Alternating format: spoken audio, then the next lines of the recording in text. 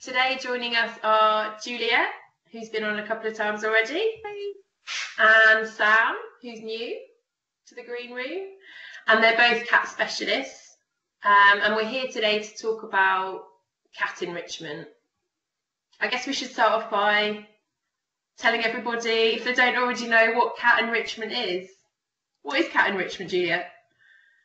Cat enrichment is where you change the cat's environment to improve its physical and psychological welfare, basically. You're adding things to the environment or amending the environment to suit that particular cat.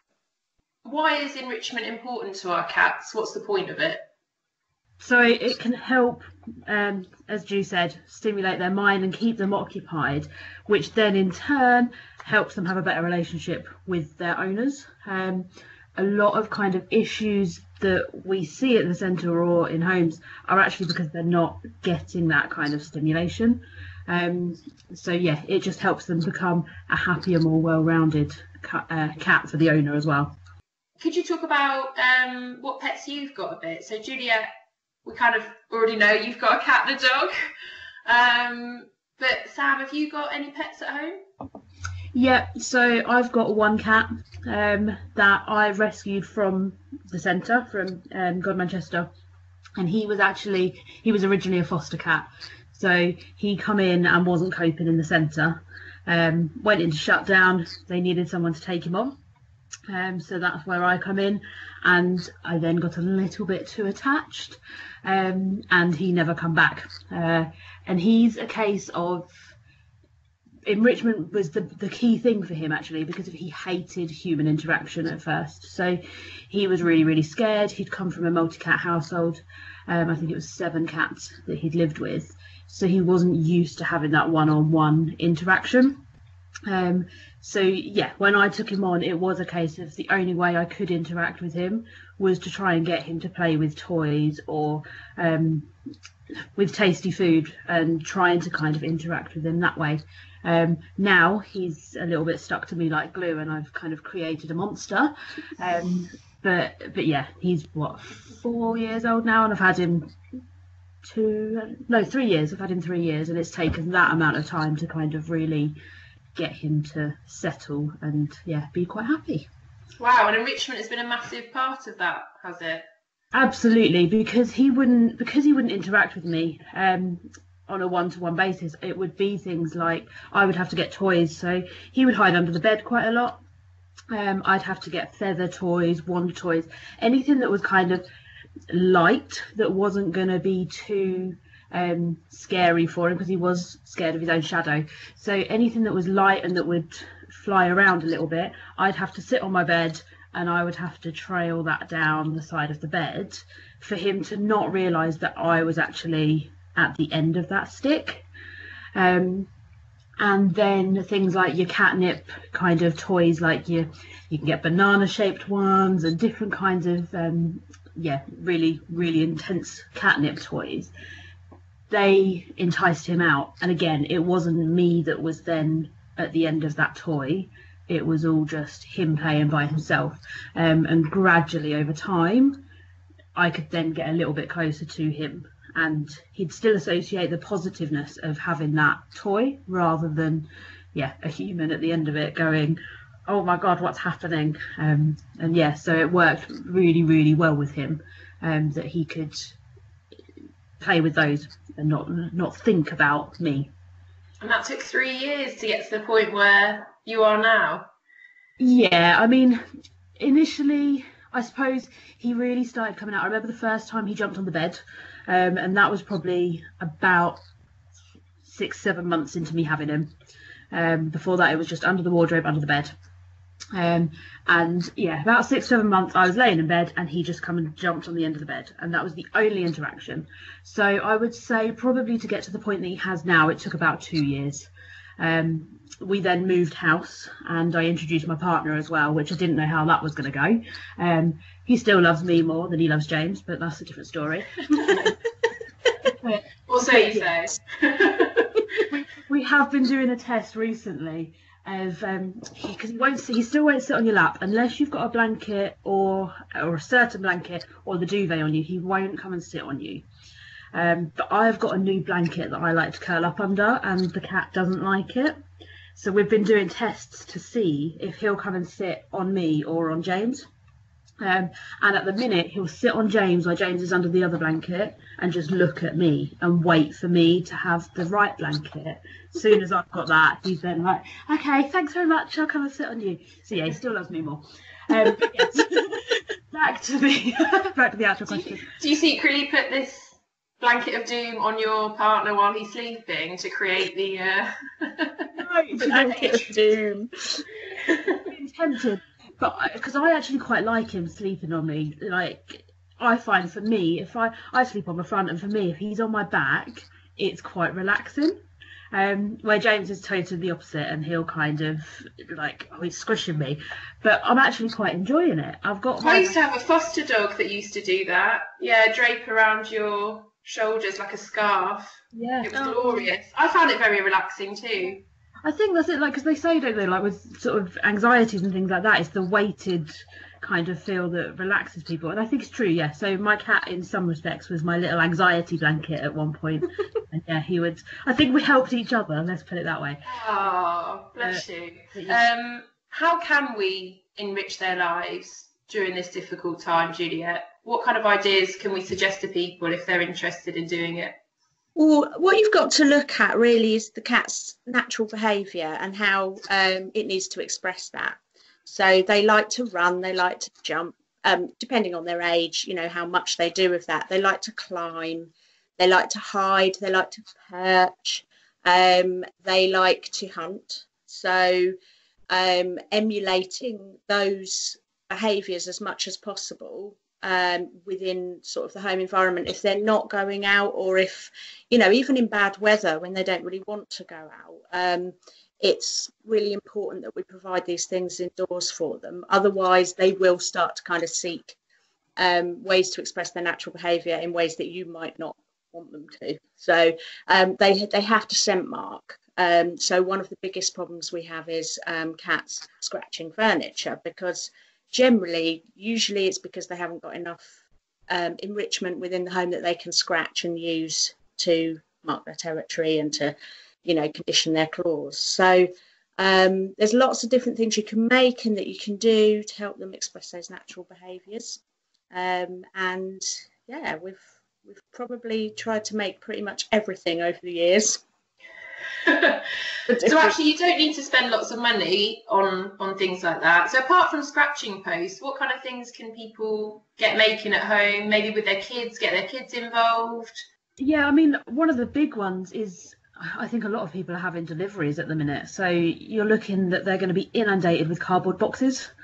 And that's something that we really use at the centre as well, because you can make them, like, not that the cats are going to really care what paints and things are at the side of them, but you can make it fun for your kids to just stick cardboard boxes together, create kind of castles, I guess, in some respect, that as long as they're sturdy cardboard boxes, that you can cut holes in them, they can climb through them and things like that. And as well, some cats will chew on cardboard or scratch it. You can get this, as we say, the cardboard scratches and things like that. So it's kind of doubling up that you've got a nice hidey hole for them to go in, something for them to climb through, as well as stuff for them to claw on and things like that, and scratch at. So it's, yeah, cardboard boxes with just holes cut out the sides, a cat is going to absolutely love. And great for somewhere for them to hide if they want to get away from the family, especially people with young children that are getting a bit bored inside and perhaps pestering them a bit more than they normally would. Are there any other ideas, Juliet, for sort of good hiding places for cats that people can make at home? Yeah, there's you could get a chair and put a big blanket or towel over it so the cat can go underneath and hide, but it can also sit on top of the chair. You can it's really good to create spaces up high for them to hide. So if you've got you know, a top of a wardrobe with nothing on it, for instance, if you put a cardboard box up there with a hole cut in the front, the cat can get up there, you might need to kind of look at the levels it can used to get up there in the first place. My cat used to, when she was younger, she used to find the top of the wardrobe all the time, so she found a way. And yeah, just look around your home and think, oh, okay, there's a shelf there. I could probably put a little resting place or a little hiding place up there. There's so many sort of different things you can do. There is a fantastic T-shirt over a cardboard box enrichment item that Sam can explain to you, because I believe she's trying to make one at the moment. I am indeed trying to make one. Yeah, so basically that we have got a video of this being made, so that will be out there. But it is just simply a cardboard box, and you just stretch an old T-shirt over it, fold the sleeves in, so therefore you've kind of created something that looks a little bit better to the eye than just a box sitting in your lounge or on top of your wardrobe, wherever. But it's also just got a nice neat hole in the front of it, which is the neck of the T-shirt. So it's just hiding that front bit and making it a little bit more secure for the cat, that they can go in and feel a little bit more hidden than what they would if it was just an open cardboard box. And as you said, something like that on the top of a wardrobe. I know, again, going back to Enzo, when I first got him, I just had a massive box on the top of my wardrobe with a window cut in the side of it, and he would stay up there for quite some time, and you'd occasionally just see his head pop through the window. But for a cat, as you say, that wants to get away from people or that is nervous, it's ideal because they're secure. Oh, it sounds like a great idea. Can you make one for me? By all means. I'll start charging. No one will ever know where I am. Me. You know what? That's it. Well, I was thinking to myself the other day, I was like, oh, have I got T-shirts? And then that gave me an excuse to clean out my wardrobe and go, I've got plenty of old T-shirts now, actually, so I can just make a whole little production line of boxes and T-shirts. And you can find that on our website, can you? A video of how to make those. Yes. Yeah. Brilliant. Fabulous. So other than sort of hidey holes and retreats, what about feeding? What sort of ideas, Juliet, have you got for sort of feeding rather than just feeding in a bowl, as most people probably do? Yeah, so cats, if you think about it, cats will, in a natural environment, will hunt many times a day and only be successful for some of those times a day. So when we give them a bowl of food, it's kind of not really emulating that hunting sequence. So I think it's really good, whilst people are on lockdown at home, it would be really good if they could enrich their cat's feeding regime, and hopefully they'll carry that on in the future as well. So feeding little and often is actually better. It kind of suits a cat more to have small meals throughout the day rather than breakfast and dinner. So another way you can provide that, if you don't want to just keep dishing up food all day, is to enrichment feed. So using puzzle feeders, and you can either buy those or you can make your own. And making your own is very easy. I mean, the easiest one that I've ever made is a cat food pouches box, the sort of little box that the cat food pouches come in, with in toilet roll inners just slotted in, and people should have plenty of toilet roll inners because oh yeah. So and they slot in and they actually fit perfectly in one of those boxes, and you don't need glue or anything.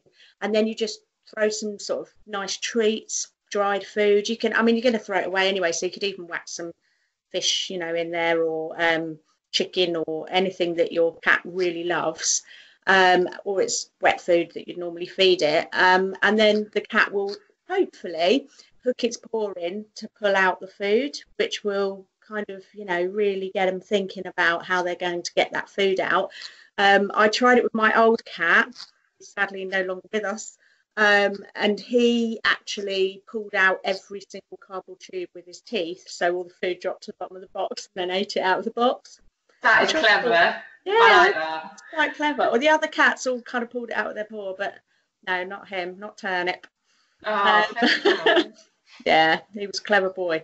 So yeah, there's so many different variations of that you can do. You can get a cardboard cereal box and cut holes, sort of various sizes around the top of the box, like lay the box down on its side and cut it. and then put food inside, and the cat can dig his paw in and pull out the food. There are plenty of others. Shoe boxes, putting some kind of, even if you get leaves and twigs from your garden and bring a bit of the outside in, and then hide some tasty treats in there, shredded paper or anything like that in the bottom, so they can rummage around and find food in there. The other one that I would like, paper bags. So as long as you've cut the handles of paper bags, popping bits in there, because my cat that lives at my parents', anytime I'd walk in with a paper bag, she'd absolutely love it and want to be in it. So yeah, I used to just put some of her biscuits in that to kind of make a game for her. And do you always have to watch cats when they're doing things like this? Is there any danger that they could get their head stuck in the bag or so like yeah, as I say, making sure that any handles of the bag are cut, because that is going to be the thing that they're going to mainly get themselves caught in.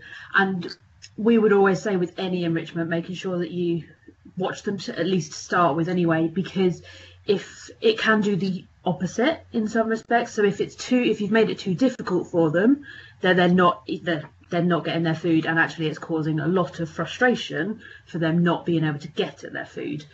So yeah, we would say that it's something that needs to be kind of monitored to make sure they know how to use it, and start off simple.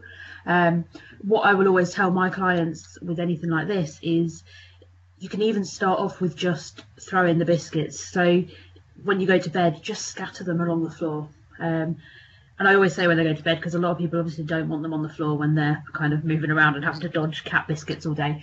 But yeah, just scattering them on the floor, or creating a game where they're on the sofa. If you've got a cat that's really playful and driven by food, just throwing biscuits and getting them to chase the biscuits is a way of kind of starting that enrichment off safely and steadily, that they're gonna then kind of develop onto the ones, the more difficult ones. But I think they'd have a tough time with the toilet rolls. I think they'd have a tough time unless you've got a kitten and you're trying to do it, which probably wouldn't.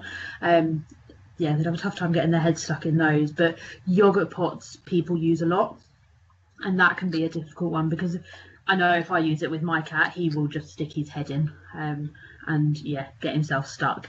So it's making sure it's an appropriate size that basically they can just get their paw. How big is your cat? Or how small is your cat's head? And how big are your yogurt pots? Well, I'm thinking like Petit Faloos. Oh no, I'm not thinking those. You see, that's I'm thinking like the Muller Light yogurts. Right, yeah, big old. But yes, no. I'm with you, yeah. Yes. So yes, your Petit Faloo ones, fine. Bigger Tiny ones, yogurt pots. Tiny yogurt pots. Yogurt pots. Yeah, no, that is because my cat's They're a good one. Yeah. Okay. Brilliant. Yeah. And you kind of briefly touched on it, Sam, but what if a cat's never done enrichment before?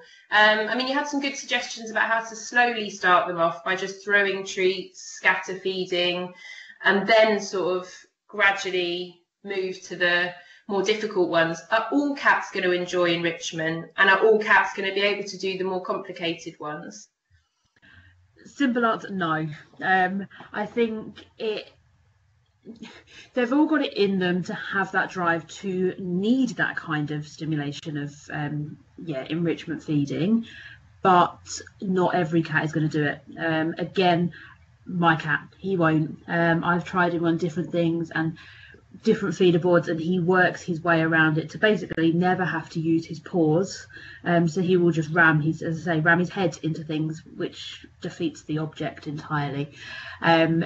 So yeah, some of them won't. So for those ones, it is just sticking with your simple scatter feeding, because they don't have to then negotiate a puzzle. It is just getting them moving around a little bit more, and most cats will do that. So yeah, there is always something you can do, but it's just how far you can take it, because you will get the other end of the scale as well, and you will get the puzzle boards that are mainly aimed at dogs, and a cat will use them absolutely no problem. Sort of like the ones that slide, there's like plastic bits on the top that slide across, and you'd think a cat's never going to be knowledgeable enough to do that. yeah, they'll work it out. So it Cats goes are, both but ways. cats are more intelligent than dogs, right? So that's not Oh, surprising. of course, absolutely. Definitely. You watch all of dog section now, come at me. We're going to annoy a lot of dog owners.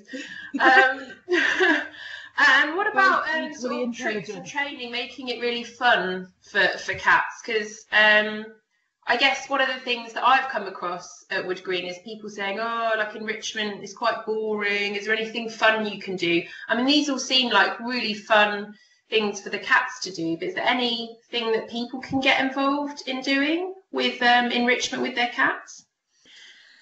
You know, making things for your cat is, and then watching them appreciate it, hopefully, is fun. It's great, and it's lovely to see your cat enjoying what you've created for them. So, growing cat grass and growing, because I like growing things, so I am growing cat grass at the moment. Growing thick, you know, get your children involved in making sort of little growing trays of cat grass, catnip, cat mint. You can buy, as Sam recently has, a little cat bomb basically, and it's got all of the seeds in it that cats like. And you can just, you know, get the children to help you grow those. It's particularly important that cats have access to grass to help them. It kind of wraps around anything they've eaten that they shouldn't have. Well, that they maybe have gone out and hunted, and it wraps around that and it helps them bring it back up, or anything that's, you know, they've not quite digested properly. So if you've got an indoor only cat, cat grass is really important for them. It's a digestive aid, so it's really good. That's why when you see cat sick, it often has grass in it. It's because it's not because the grass is making them sick, it's because they've used the grass because they needed to be sick. So that's really important. Yeah, lots of different cat related enrichment that you can make is good fun, but also playing with it. I mean, part of enrichment is also looking at, does your cat want to interact with you? If your cat does want to interact with you, then that is enriching its life if you interact with it. So play is enrichment as well. Yeah, so interacting. So enrichment could be for your particular cat, it loves being groomed. So if you groom it more often in lockdown, then you are enriching its life. So that is environmental enrichment.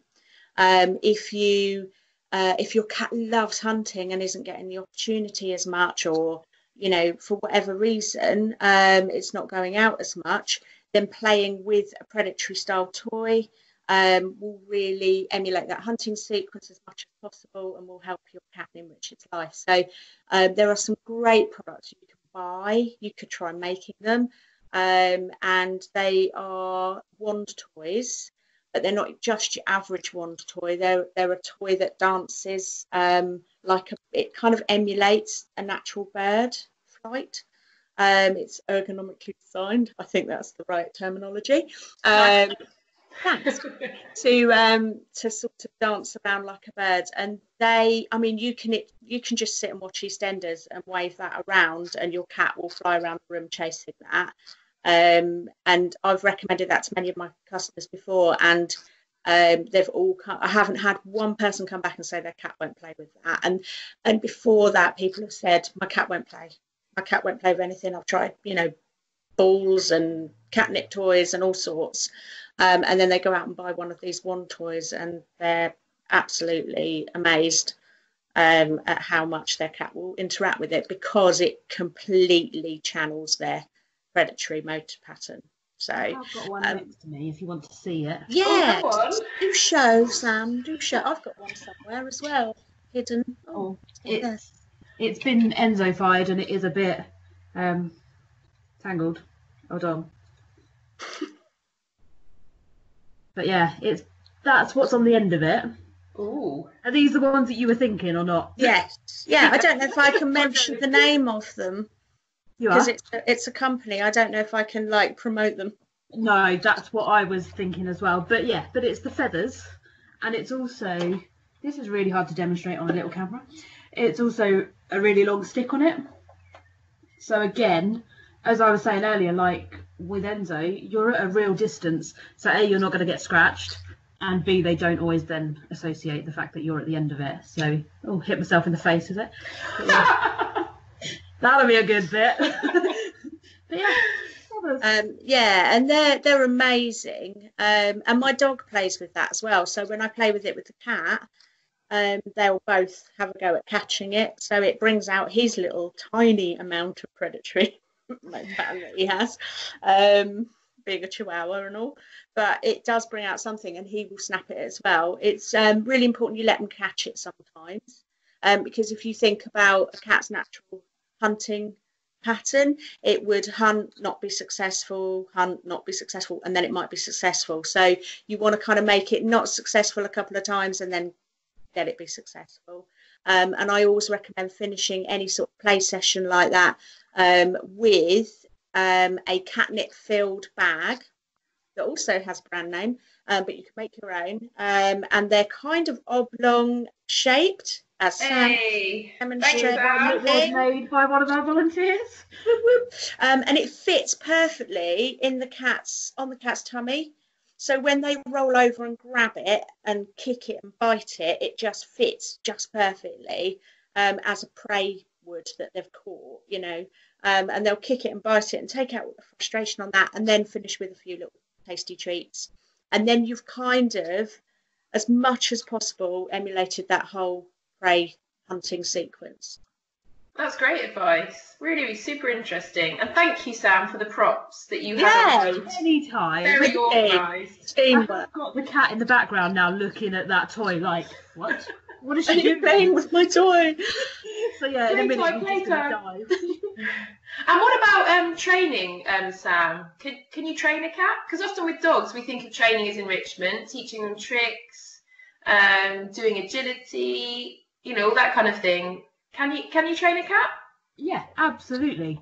If you've got a cat that is driven enough by something like, so as I'm sure you would use a dog's sort of a favourite treat or something really, really high reward to them. If you've got something that your cat is driven enough to do that for, yeah, absolutely. Again, their attention span is probably a little bit less than what a dog would be. So you do have to do it in really short, and again, starting it really, really simple.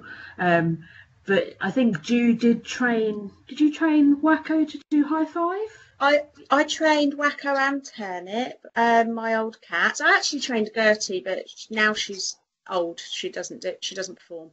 But Turnip was brilliant. I mean, Turnip was so food driven to the point where he would go elsewhere to get food as well and perform his tricks for like the neighbours.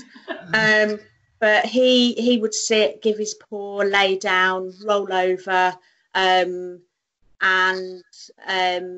beg, you know, or wave, things like that. Generally, if you training a cat, you just look at something that it always does, and you just name it basically, you know, and treat it, give it a treat when it performs that particular action, and name it, and they soon pick it up. But as Sam said, their attention span is very short, because they're not only a predator, but they're also a prey species. So they're not only looking for things to kill, but they're also looking for things that might kill them. So they're really aware of their surroundings all the time. So if you're trying to train your cat, whereas a dog will be completely focused usually on you and the bit of ham you've got in your hand, a cat will be like, hold on, I heard a noise over there. Oh, hold on, I think I saw a bird fly past, and they'll just be very distracted. So it's choosing the right time to train them, and choosing the right area. So obviously don't do it when you know there's like birds feeding off your bird table right outside the window, because they're going to be far more interested in that than they are in you holding a little bit of chicken. Don't give cats cheese, folks. I never have. And I'm guessing if they've had that enrichment during the day, and you've played with them and given them things to do and interesting ways to feed them, they're more likely to have that chill out time in the evening where they want to relax and come for a cuddle. Is that right? You know, because cats are crepuscular hunters, they do naturally come awake at dawn and dusk. That is their time to be active. And one of the big problems we have is people saying their cat's waking them up at 4 or 5 o'clock in the morning.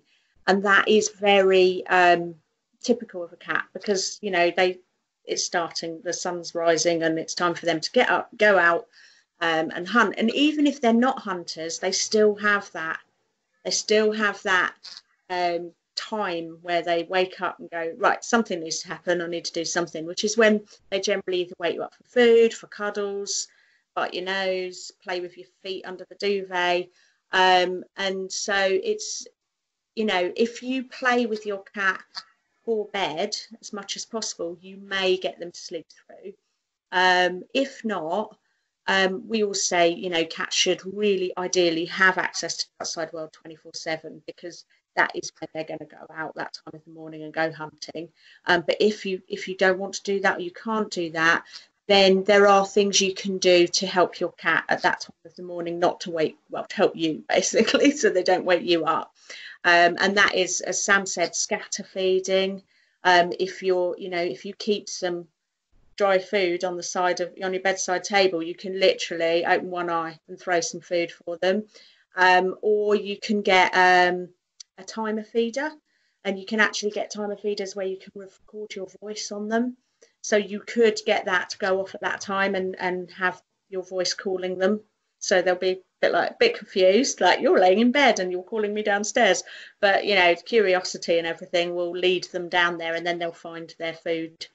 And that should hopefully help as well. But definitely playing before bed will help, definitely. Playing and feeding. I think the other thing as well to consider is that a lot of people will do my cat just sleeps anyway. He's not really interested.